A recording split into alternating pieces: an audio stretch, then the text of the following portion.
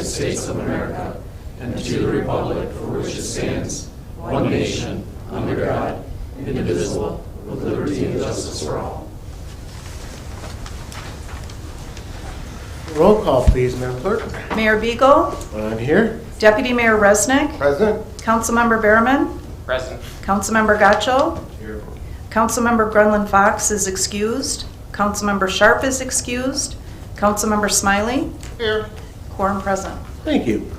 Changes or additions to the agenda tonight is presented. City Manager Brown. Mayor, I have no changes nor additions. Assistant City Manager Benson. No, I do not. Very good. Moves on to the approval of minutes. We've got one set of minutes to approve tonight, and that's from the regular City Council meeting of April 11th, 2023. Is there a motion? Or And up here on the dais tonight, we have a corrected set of minutes that we'll be voting on. Anybody have any questions, corrections? All right, I get a motion and a second to approve the regular City Council meeting minutes of April 11th, 2023 as amended. All those in favor, please signify by saying aye. Aye. Opposed? Correspondence. We have two items of correspondence tonight. The first one is a notice of hearing for the electric customers of DTE Electric Company, case number U-21338, and Phil Carter's letter of resignation from the Planning Commission. Moves us to the first call to the public. The rules to the call to the public are as follows. The public shall address the council during the call to the public, which shall be included on the agenda immediately after correspondence and again immediately after new business. The first call to the public immediately after correspondence shall be limited to agenda items only. A person shall not address the council in excess of 5 minutes unless the time is extended by a majority vote of the council present. Persons wishing to address the council shall identify themselves and their place of residence and shall state their reason for addressing the council. And all comments by the public shall be made directly to the council. Do we have anybody for the first call to the public tonight? Nope. Second. Okay. I'm taking them. Second call to the public? Hold tight, yes. Thank you. Okay, happens all the time. no problem. All right, that moves us to the city manager's reports. We have the departmental reports for March 2023. Any questions? Councilmember Berman? Thank you. A couple questions for Drew regarding mainly the logistics park. If there's been an update on any of the other buildings with tenants? Yes, I do actually have an update. I don't know if it's been officially announced, but they have applied for permits. Renaissance Global Logistics will be taking over Building C as well. So they'll bring their total to, I believe, just over 1 million square feet. Building C is the one to the back that's parallel to Whitson Road. So as of right now, Building D, which is, I believe, 258,000 square feet, is still available. We've been having a lot of conversations about tenants for that, different than the other tenants that are already signed. And then Building E is planned to be a build-to-suit, so they'll seed and straw and market that, and then do build out when they've identified a tenant for that. And my only follow-up would be, I guess, regarding your email to us in December regarding Renaissance Global Logistics and removing their temporary sign that was supposed to only be for 60 days. It's now going on 6 months.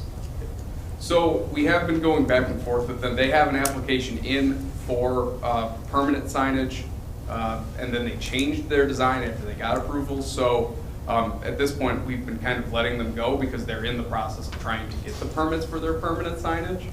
It's just been taking a little bit longer. Okay. And then the only other thing was just traffic from the site. I drove through there the other day and I noticed that the signs that we were promised directing trucks to leave the southernmost entrances are not up. And more importantly, it looks like they're installing electronic gates now that I don't remember that in the site plan. And I don't know how that's going to prevent the trucks from using the southernmost exit as we were promised. So regarding the gates, that was an after addition. That was administratively approved based on kind of how they needed to use, and they wanted to use the site. So that was possible to do, especially given that Building A is entirely used by one tenant. So all of the trucks that use that building will have access to that gate, so they'd still have the ability to use the southern driveway. I don't disagree with you on some of the signage pieces. We have not given them final approval of their entire site plan, nor do they have a full certificate of occupancy for buildings A or B, kind of related to those pieces. So there's still some cleanup to be done. They also need to do repainting of some of the lines on the extension of West Road, what is Assembly Park Drive. So there are still kind of a number of pieces that are still outstanding. They're aware of most of those, and we're working with them to try to get those addressed. Thank you for the follow-up. Any other questions? All right, we'll move on to the consent agenda. All items listed under the consent agenda are considered routine by the City Council and will be enacted by one motion. There will be no separate discussion of these items unless a council member so requests, in which event the items will be removed from the consent agenda and added to regular agenda at the end of unfinished or new business. Do I have a motion? So moved. Support. I got a motion and support to approve the consent agenda as presented tonight. All those in favor, please signify by saying aye. Aye. Opposed? Motion carries. We have no unfinished business tonight, so we'll move on to the first item under new business, which is a recommendation to award the bid for the 2023 sidewalk improvement project along Pontiac Trail to Audia Concrete Construction Incorporated of Milford Township, Michigan, for an amount not to exceed $484,846. Authorize HRC Engineering to perform construction engineering for the project for the amount not to exceed $54,810, and authorize the mayor to sign the agreement. Do I have a motion? So moved. Support. This is Tim. Thank you, Mr. Mayor. So, yeah, a couple years ago, we put in the design for the project along Pontiac Trail to have a sidewalk and pathway from on the, I guess, the south side of Pontiac Trail near the Kleba building. And we initially bid it out, and we received one bid, and it was thought of that we needed additional bids for this project. So we held off, and other things happened. This year, we worked with the DDA, and they really would like to see the pathway installed just for the betterment of the downtown area of Wixom. And so we put that bid out again, and we received the bid that you have before you. It was a little more, so with HRC and staff, we tried to get them to rationalize some of their numbers, and we were able to take a few dollars off of that price. And we still only got one bid for this. Just for reference, this we know that it was emailed at least to 356 contractors, and of those 356 contractors that received the email, 43 of them downloaded the information. And from that, we received the one bid of the contractor that was interested. Incidentally, it was the same contractor that looked at it a few years ago as well. So I think they're motivated to do a good job for us. We've talked to them. We feel that they can do a good job. And in that process, we spoke with DDA this morning. Drew helped with that, and we were able to. The DDA has agreed to make payments to make the city whole on this project. So therefore, we recommend going with Audia Construction for creation of the sidewalk. And we're not just saving a few bucks here. The original bid came in at $539,845, and now it's down to $484. So it's, well, you guys did a great job by knocking about 50 grand off of that. Thank you. Any questions? Deputy Mayor Resnick? Thank you, Mayor. Question for you regarding our, just completed budget session.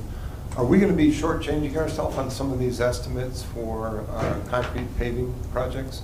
We may in the future. We're still trying to figure out where it's going to land. So I think that we have a solid plan moving forward, but that changes on an annual basis. So right now, we feel that it's the right numbers for sidewalks and pathways, but that changes. So you feel this is a fair bid? I know. Well, this bid, 43 yeah. people downloaded Right. one bid. That's And crazy. I think the the reason not too many people, one is familiarity with the area, the construction along Pontiac Trail. There's some safety things that are going to be going on there. There's some unknowns with maybe the irrigation, but as a whole, it's just that they're busy and they can pick and choose what they want to work on. And the lack of employees too. Exactly. Yes. And so they've built their summer out already and are prepared to do that. Councilmember Smiley. Thank you, Mr. Mayor, but Mr. Sigmund answered my question. All right. Councilmember Gatchel. Thank you. Being that we got one bid on this, and I know a few meetings ago we approved the resolution for congressional directed spending for the West End Commons, do you feel that if we were to tie in this project, if we're successful in getting funds for the West End Commons, we tie this sidewalk project in, do you think we're going to get more interested bidders and better pricing potentially? No, not necessarily. It would be more. I think just if we go with this contractor and we would add that to their contract as a separate, that may be a better way to look at it for that particular project. But to wait at this point, I think we're asking for trouble. What kind of trouble? Just financial. I think it's gonna end up costing the city more. The other piece I'll add to Mr. Sigma's kind of point there, yeah, when you have more volume, when you have more total work, you may see, as an example, the price of concrete come down slightly because they can do more with one mobilization. But the other piece is that congressionally directed spending is not guaranteed, and I think from our perspective, from city administration's standpoint, postponing this project again to wait on a project that really, I don't think that we feel that secure that we'll get that funding. That's not necessarily our recommendation. There may be some opportunities for cost savings in terms of mobilization, but I don't know that it would be a significant enough reduction to really make us feel better about that. When are we supposed to know about congressional directed spending, or is there not a time frame we've been given? The only time frame I've heard discussed is that the recommendations from the individual members as to what they're choosing to move forward would be taking place in the short term. Beyond that, I don't really have any good estimates as to how long the process is going to take. I think we were told it would go to committee in July. Right. And then after committee. But I've heard different time periods than that and other estimates of it, so it's hard to project, but one guess is as good as another. It's probably late August into September potentially before we find out. When are we expecting to do this project if it's approved? The time frame, we said that we would move within 1 year of award, I believe, is what we said. That was the only comment that was made, I believe. You're talking. I thought you meant the pathway? For the sidewalk, Oh, I'm it'll be sorry. completed by August I 1st. misunderstood. I thought you were- Sometime around August 1st. No, it should be done by August 1st. Okay. We would start to mobilize, I believe, As early as within the next 2 weeks after we get contracts signed. Okay. It just seems like, and someone from DDA can correct me, there's probably going to be concrete work on the West End Commons, and this is adjoining it, so it would make more sense. I think one of the reasons we got one bid is it's a very small project, so a lot of companies probably don't want to waste their time when there's commercial buildings going up and they can pour the slabs for that and whatnot. I feel like we'd be probably better off price-wise if we can hold off. I honestly don't, not that I sit and watch people walk, but I don't know if last time I've seen somebody walking on that side of the street with any frequency, so if it comes down to safety issues, I don't really know. I understand it's pretty beat up, but I just feel like overall we need to, since inflation is high, we need to start looking at how we can lump stuff together to try and help ourselves out rather than, hey, we have the money to do this project right now, so let's do it. And then if we get money to do the thing 100 yards away, maybe we could have gotten better pricing. I don't think that we're going to be so terribly hurt if we just wait to see if we do get funds for West End Commons and tie it in, but probably. I'm sorry, just one more piece I want to add. If we get the West End Common Area funding, we'll be using federal funding, which also adds a number of requirements such as prevailing wage, Bacon-Davis Act requirements. Quite frankly, so you'd be doing two different projects that would ultimately have different requirements. That other project would be more expensive just because of the additional federal requirements. So again, they're also just not apples to apples, is the other thing I'll say. That's one of the benefits of doing this with local funding is we kind of control, whether they have to do things like prevailing wages or other reporting requirements that then increase the cost. I understand there's a bit of a difference.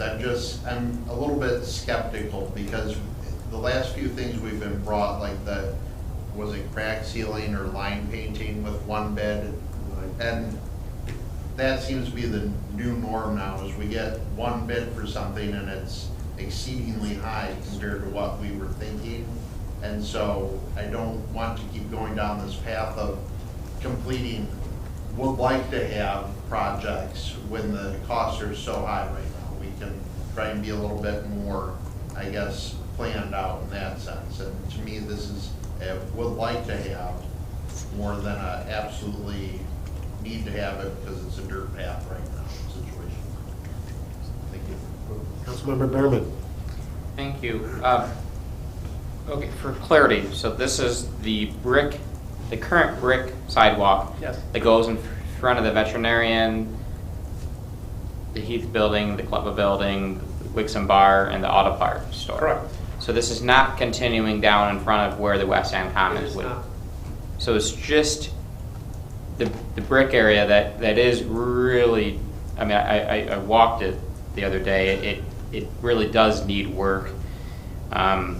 The planter boxes are falling apart. It seems like there's been several contractors that have gone through there to bore lines and they've never put the bricks back. So I guess my first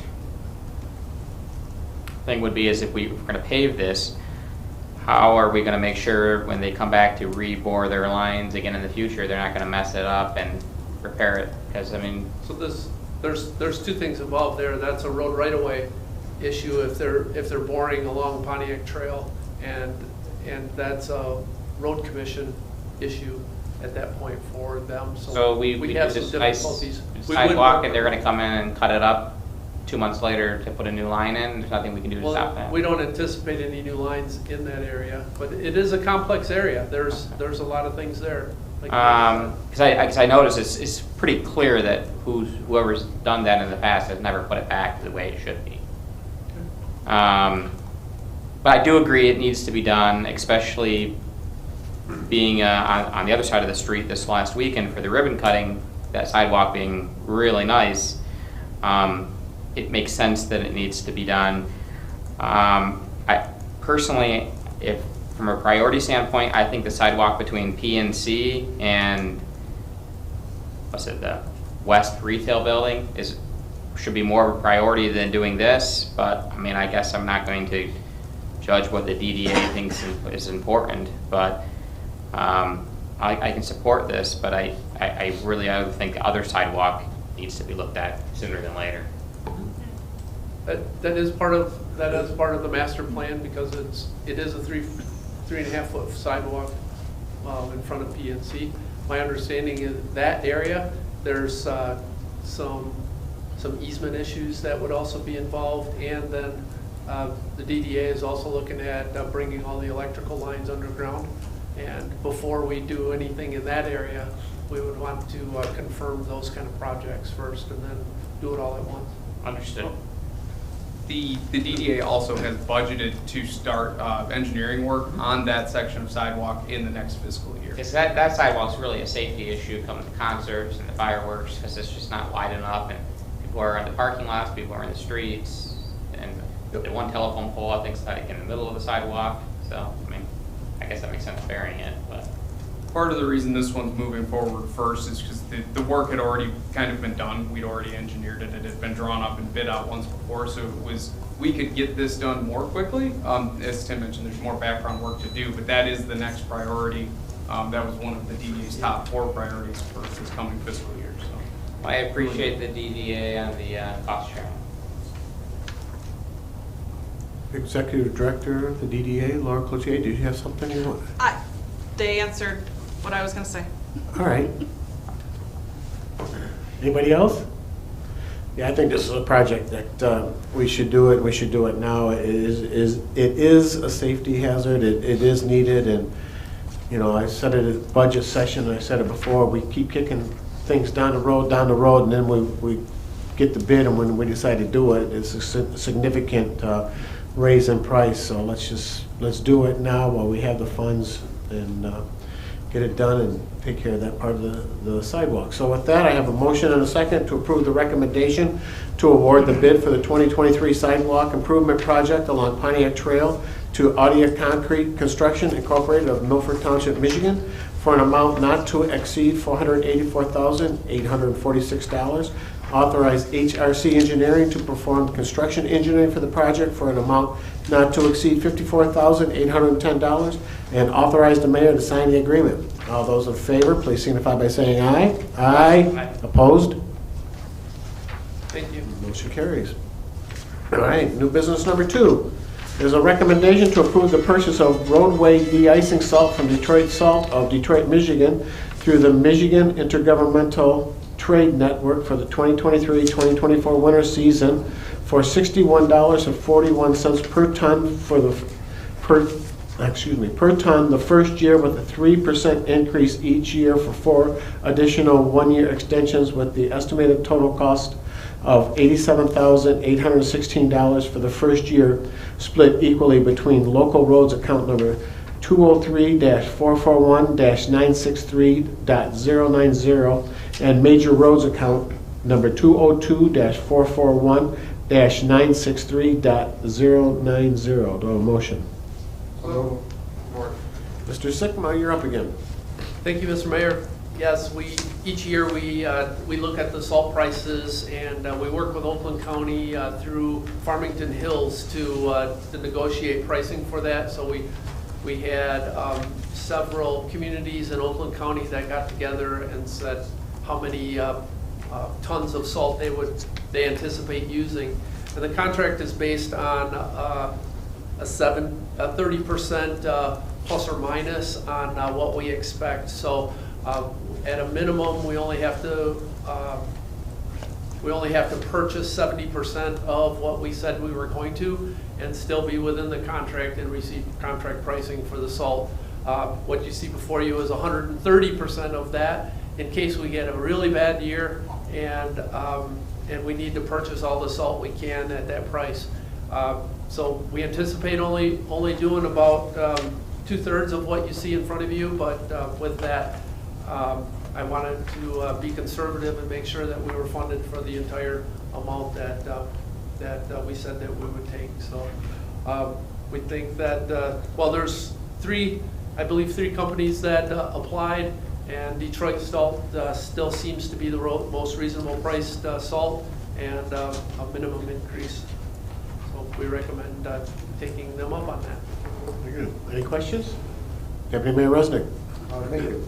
I was thinking about in terms of what we have in the salt barn right now, how much do we have there? So we have close to 750 to 800 tons in there right now, and we can get another 300 or 400 ton in there and still be able to load and unload our salt within the barn. That's one of our new stormwater requirements. So we can't bring the 2,300 ton that would fit in there. We can only bring it back a little bit. So we're able to get the loader in and the dump truck in and be able to load from inside the barn. But yeah, we would probably get around 400 ton in the summertime when it's dry. We get a better price on, well, because it's dry and you don't pay for water. So we'll be purchasing some this summer and then the rest of it throughout the winter when we use it. Are you seeing any trends over the last few years? Are we using a lot less because of the brining and? Yeah, you know, so, you know, 10, 15 years ago, we were using 2,300 tons a year of salt, and, you know, back in 2008, 2009, we reduced that to 12 to 1,400 ton, and now we're running about between 800 and 1,000. So it's significant decreases over the years. Thank you. Any other questions? All right, seeing none, I got a motion and a second to approve the recommendation to approve the purchase of roadway salt, excuse me, roadway de-icing salt from Detroit Salt of Detroit, Michigan through the Michigan Intergovernmental Trade Network for the 2023-2024 winter season for $61.41 per ton the first year, with a 3% increase each year for 4 additional one-year extensions, with the estimated total cost of $87,816 for the first year, split equally between local roads account number 203-441-963.090 and major roads account number 202-441-963.090. All those in favor, please signify by saying aye. Aye. Opposed? Motion carries. Thanks, Tim. New business number 3 is a recommendation to authorize professional services from Fire and Failure Forensics, LLC of Wixom, Michigan, at a cost not to exceed $20,000 from the consultants and personnel account number 101-172-801.121 and approve the associated budget amendment. Motion? So moved. Support. City Manager Brown. Thank you, Mayor. We have a proposal in front of council for consideration here to continue an engagement that city administration started with a company named Fire and Failure Forensics. It's a Wixom-based company. Also, a Wixom resident is the owner of the company. We were engaging with DTE Energy in the past on various electrical outage problems that we've had. And in the past, we actually were successful after a long period of time interaction with our residents and putting in additional information and complaints with DTE to get some positive things done and have some improvements in some areas where they were having repeated outages. These seem to be concentrated in geographic areas a lot of times when we have these recurring outages happening in the city. So on December 31st, there was another neighborhood that was heavily impacted by a power outage, and this time it went beyond just the power outage itself, but there was also a lot of household damage that was incurred in a lot of different houses. And we had good information on that because of some great work by a resident that got involved and encouraged their neighbors to put in descriptions of their experience. So we started to engage with the community that was affected by this again. We weren't really getting very far, and we decided that we wanted to bring somebody else into our team, and we've worked with this Fire and Failure Forensics, which is a firm that specializes in just these sort of things, examinations and evaluations and investigations of power outages and damage associated therewith kind of thing over the years. And we had engaged with them, and I expected it to be under $10,000, so I had not come to council for approval. We're still pretty substantially under $10,000, but I do have a feeling before this engagement is done that we will get north of that, so I'm bringing it to council for approval. They're functioning as a technical consulting expert for us in our interactions with DTE. And I believe that his company and Mr. Herrick in particular has been very helpful in that regard because he has a level of knowledge that goes beyond anybody that we have on our staff in the city. And that's served us very well in meetings with DTE. The next thing that I mentioned in here is we have a plan to take the electrical engineer, our electrical inspector that's contracted with us through Safe Build, out to the field with various DTE reps. They're talking about six or seven different representatives, above ground technicians, below ground technicians, meter technicians, a variety of people. And basically they're going to evaluate a handful or so of houses in this affected area where we've identified the circuit we think is the most problematic area. And they're going to evaluate the system from DTE's transformer to the underground primary lines to the home and the grounding rod that's at the home. So that's been scheduled twice and rescheduled for this week. So that next set of work will probably put us in the ballpark of that $10,000 neighborhood, and hence I'm bringing this forward in case we go beyond that. The idea is to use this consultant in our own interactions with the customers that are affected and DTE to get a handle on why this is happening and move it forward to improvement, if you will, with them making additional investments in their infrastructure if need be. So that's, long story short, what we're looking to do here.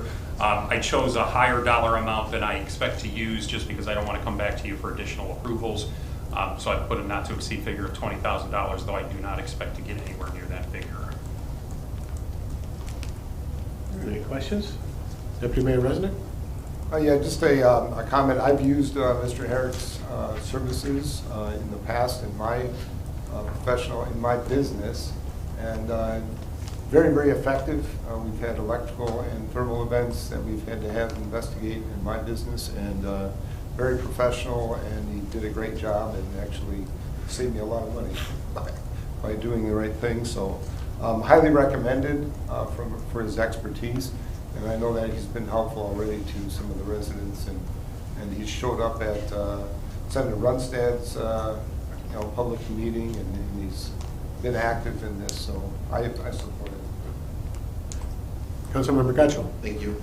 I support our residents with this issue and DT's complete unwillingness to acknowledge that they're failing pretty much all Wixom residents that they serve. But why are we paying for this as a city as opposed to DTE reimbursing us or paying for it themselves? It is most likely an issue with their faulty equipment. That's something we could potentially bring up after all is said and done, but I wouldn't expect that to go very far from my experience with DTE. Is there, I mean, how immediate is the expense where, I mean, can we table this and approach them about that, where if it's found to be faulty equipment on their end, that they'll fully reimburse the costs we've incurred?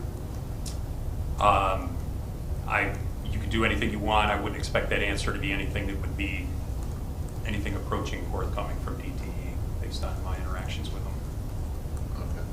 I would almost be more in favor of that. That way we've at least tried. I mean, we can't keep allowing them to skirt their obligations. I mean, they operate a monopoly that's sanctioned by the state, and now they're saying cities hire your own experts to tell us that we're horrible at customer service. Doesn't, like, no other business structure operates that way. So I'm going to make a motion to table this until we get an answer on DT about cost sharing or reimbursement. That's my motion. I have a motion. Do I have a second? May I make a comment or two before? Possible that I could? I messed up. He should have been at the first council, at the first public. What was it? Public hearing, or public, Called to public, thank you. Is this he wanted to talk to in the beginning? Evidently, but I made that mistake. we have a motion, but we don't have a second, so the motion to table has died.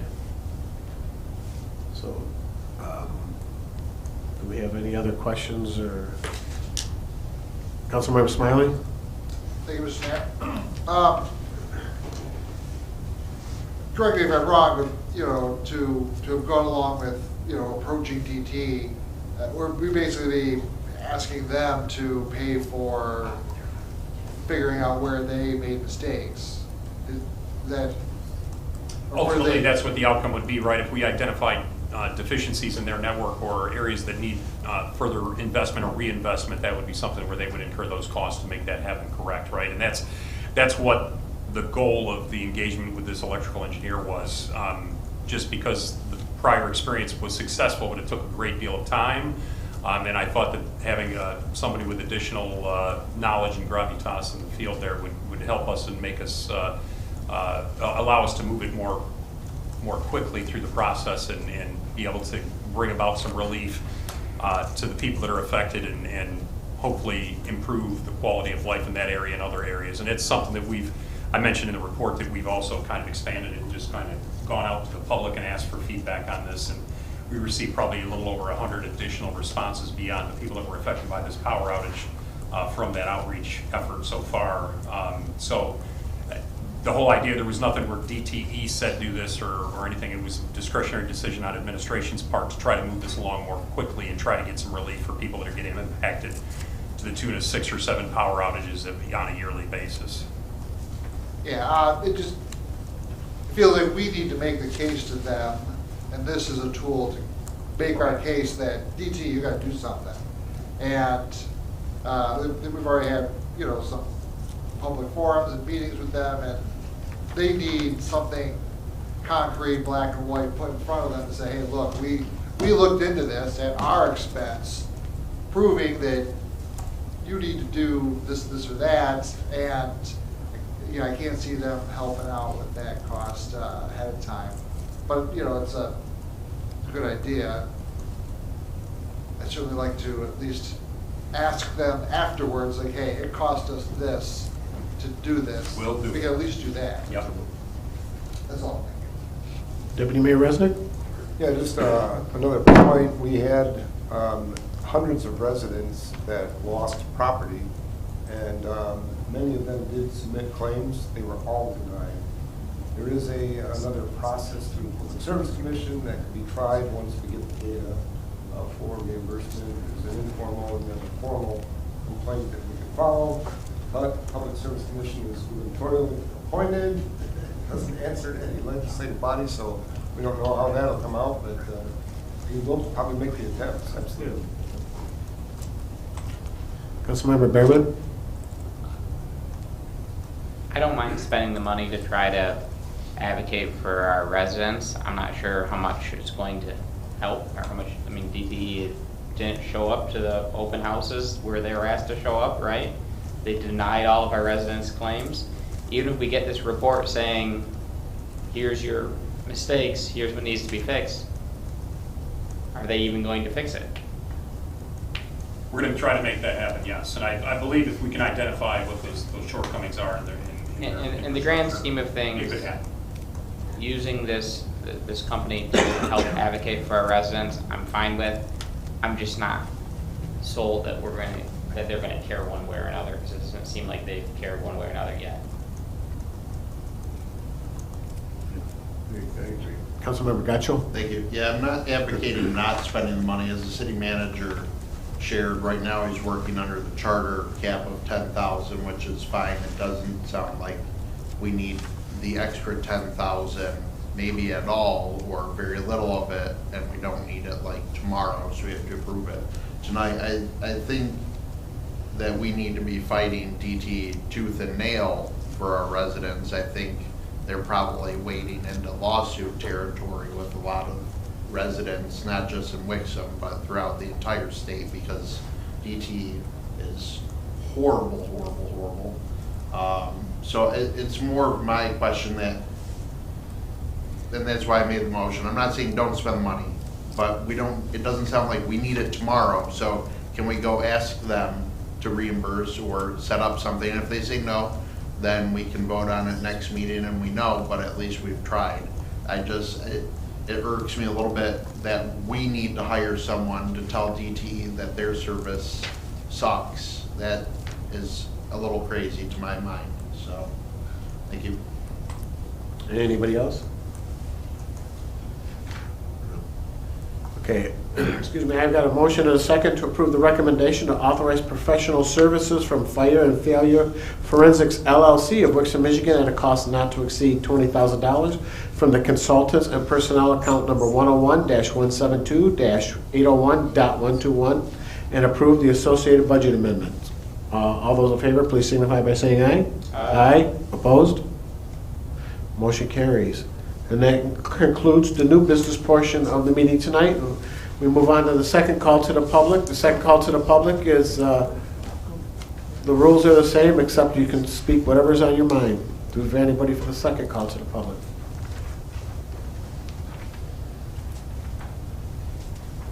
I'm Mark Fields, and I live in Lexford Mews subdivision, one of those areas that have been affected by poor infrastructure and voltage spike surges and destructive behavior of electricity through our home. Mark, what's your address? 2065 Downham Drive. Thank you. I think the forensic electrical engineer would be definitely an invaluable service to the city and the safety of the community. We're talking about voltage spikes that, where people had seen sparks coming out of their outlets and things of that nature. So I'm concerned not only for my home, but for the residences throughout, the community, especially in our local area. That's the failing infrastructure area. So, due to the aged, somewhat compromised infrastructure, DTE, I think it's a great idea to at least have this Jay Herrick, looking into this. Perhaps maybe it's some kind of leverage we can use against DTE. I know we all have comments about DTE. I think all of us do, and we know how they operate or don't operate, perhaps. And sometimes they just kind of throw it underneath the rug and hopefully it will go away. But perhaps maybe we can prove to them that it's not going to go away. And there's problems, definitely problems, throughout the system. And my concern is now, for not only for what's going on here, but for the future as well. The city of Wixom and our community, every time you have a new housing development, or you're working on a road or something, an area, a sidewalk or something, and you're disturbing their particular infrastructure, how are they integrating that, dovetailing that together, and making it proper? Is DTE watching over that? But back a little bit, what really concerns me is they can't even take the data that they have on these highly technical boxes now at everyone's home and say, yes, you had a voltage spike, or no, you don't, or they're claiming that they don't. They haven't had any, or haven't seen any in the past several months. So kind of interesting. My lights are flickering, as a matter of fact, over the last week or so. And I'm always thinking, in every room, so I tested it in every room, so I'm just really kind of curious to why that would be as well, but that's a question for them. And once they get down, and perhaps our forensic gentleman can address some of those types of issues. But my main concern is for the safety of the public in the area. So families, a lot of families, a lot of aged people in the area, so that's kind of my main priority. Thank you for listening. Thank you. Do we have anybody else for the second call to the public?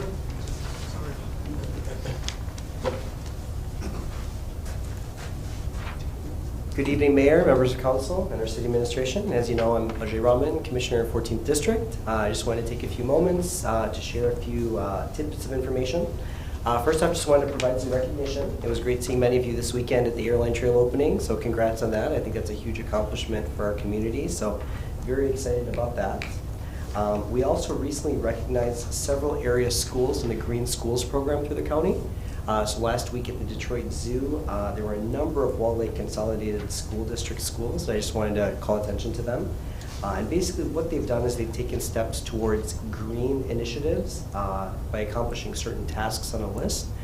Some of the best schools of the 85 were right here close to home. Glengarry Elementary School, just wanted to recognize them. Hickory Woods Elementary School, Heath Elementary School, all received the Evergreen status, which is the highest level of green achievement for those schools. In addition, we have Wall Lake Northern High School, which is an Emerald, which is the mid, which is 15 out of 20. Then Oakley Park Elementary School, Pleasant Lake Elementary School, and Sarah G. Banks Middle School all received green as well. So congrats to all of them. Just wanted to make you aware that they've done some amazing things at those institutions. And speaking of recognition, I just also wanted to mention the 52-1 District Court had their treatment court ceremony just a few weeks ago, and we had a lot of people that had graduated from the program, so just wanted to recognize them as well.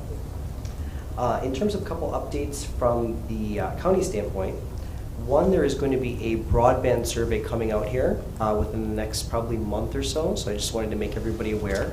I know there's a lot of scams and things going out there, so this one is legitimate, so I wanted to at least make you aware that that will be forthcoming. And really the purpose is to try to get as much feedback from the community as possible to find out where gaps are right now as it relates to broadband. So we're looking to find out what current level of service is, where we need to be, and what we need to do to fill that gap. So this is the first step of many in trying to get that information. So just wanted to make you aware. I also went to a SEMCOG meeting last week with the Michigan Infrastructure Council, and they are working very, very seriously on infrastructure coordination. This has been a big challenge, as many of you know. It seems like all the roads are torn up at the same time. The left and right hands aren't speaking to each other. There's many things that are involved in how we got here, and I won't delve into that right now. That's a whole other discussion. But I just wanted you to be aware that that's something that is on the radar between the state and county, so we are working on that as well. And hopefully in the upcoming few years, we'll see some benefits there as well. And then the last thing I wanted to mention was just a few transit updates. I know this is something that was a hot issue for quite some time. I've been working with our city administration team on some of the updates. We have meetings scheduled here in the next few weeks. I did want to make you aware that the 2023 interim local transportation reimbursement program is anticipated to be released on or about April 28th. So just a few days from now, they will be opening that process up. And what that's going to allow us to do is basically submit an application for reimbursement for anything that's paid currently for the transit program. They're anticipating that this is going to be at least in 2 installments, so there's going to be a mid-year reimbursement around July, and a final request can be made at year-end, probably in January 2024. So I wanted to make you aware of that. We have done some great hiring there in the transit department as well. Eli Cooper was brought on as the manager of the transit program, was brought in back in March from Ann Arbor, and they just hired a transit planner last week as well. So we've got some good things going on there. They're anticipating that there will be stakeholder engagement probably within the next month or so. So just be on the lookout for that. We'll make sure to get everybody enough notice and information on that process that we can have all the stakeholders involved. And then probably closer to June, we're going to open it up to the public, to have public input and feedback as well. So just some updates. I wanted to make you all aware. So, all right. Great, thank you. And, excuse me, anybody else for the second call to the public? Seeing none, I'll close the second call to the public and move on to city manager comments. City Manager Brown. So, city manager update, we just had the 4 employees celebrating a work anniversary in the month of May, service ranging from 1 year on up to 20 years with John Bartel and our DBW. So congratulations to everybody celebrating an anniversary, and John Bartel for leading the May celebrations with 20 years of experience. Is this the City Manager Benson? My only comment is we did close on 119 and 117 North Wixom today. That was actually just this morning. And we have closing scheduled for 121 North Wixom for next Monday, May 1st. So the rent and redevelopment efforts are well underway. And you all should expect to see some kind of planning updates as we move forward. Very good. Council comments. Councilmember Gatchell. Councilmember Smiley. Thank you, Mr. Mayor. Just real quick, I wanted to mention the Saturday, the ribbon cutting for the airline trail was well attended. Many on council, many on staff, half the audience here, and many residents. We even had the county executive, Dave Coulter, come and say some words, and it was a lot of fun. The trails, generates a lot of passion. The residents love it, and and thank you to the drafting table for sort of hosting our little spot. And just one more little quick thing. I just thought it was kind of funny. It was a little ironic. This ribbon cutting, we were kind of blocking the path, briefly, or obstructing it. So there were a few, people, trying to go through. They didn't seem to mind. They knew what we were doing. But I just thought it was kind of funny. That's all. Thank you. Councilmember Behrman. Thank you. I too attended the trail opening. It was a good event. My children were excited to all enter into the contest to name the trail around City Council. So I would just ask you guys not go with the Behrman Trail. That was that was not me who put that one in there. I recognize the handwriting. I think that's. That being said, I did just notice the promotions within the fire department. Captain Breitmeyer and our 2 lieutenants, Smith and Stewart, so congratulations to them. I'm glad to see that the promotion, we're moving people up there to fill those roles, and hiring is continuing to do well there, and we're moving in the right direction. So. If I can just add on to that, I think the news item is still up on the website. If you'd like to participate in the naming thing, you can still go to the news item and submit your brilliant creative ideas for the name of the loop around City Hall here. I put it in Steve Brown Trail, but I think your Be assistant. number 2 on that one. Your assistant threw that one out on someone. Deputy Mayor Resnick. Thank you, Mayor. Well, at least your kids didn't put in the Behrman Memorial. Be thankful for that. Fair. Also attended the ribbon cutting for the trail. It was actually a great event. John Hensler, the Trailway Council, Deanna McGee, everybody did a great job, and it's good to see all the excitement build around that. It was really noted on that first day we had 81 degrees of the traffic on that trail. It's just amazing how many people come down there. And hopefully I got a few more words in with Road Commission of Oakland County for some traffic calming. I don't know if they go anywhere, but because the traffic still flies by the area where the trail is. Also, the city hosted a group of German exchange students this week from Walled Lake Western, and it's quite interesting. The teacher from Germany was a student in the exchange program, and now she's a teacher in Germany, so she's hooked up with Walled Lake Western. She stayed with her old host family here in Wixom on Maple Road, and they got a good view of how local city government in the U.S. is run, so that was very good. Thank you to all city staff who participated in that. Also, on another piece of transit news this week, the FCC granted the joint waiver request for the use of connected vehicle technologies in public roadways. Things have been stalled for years, pending that release. There was concern about interference in the 5.9 gigahertz band with other radio communications. So that'll actually give a green light for some of these infrastructure programs to start taking fruition. So that was also good transit news for this week. Other than that, that's all. All right, very good. And I'd like to thank the 4 employees with their work anniversaries, celebrating their work anniversaries for their years of service for the city. Congratulate Jason Brettmeyer to Fire Marshal / Captain, and Mike Smith and Dave Stewart to Lieutenant of the Fire Department. Well-deserved promotions, and I'm glad to see that it almost seems like the Fire Department's done 360, and things are going quite well there. And I would also like to thank Phil Carter for his years of service on the Planning Commission, and stay tuned, as we're going to have some further recognition for him on that at a future council meeting.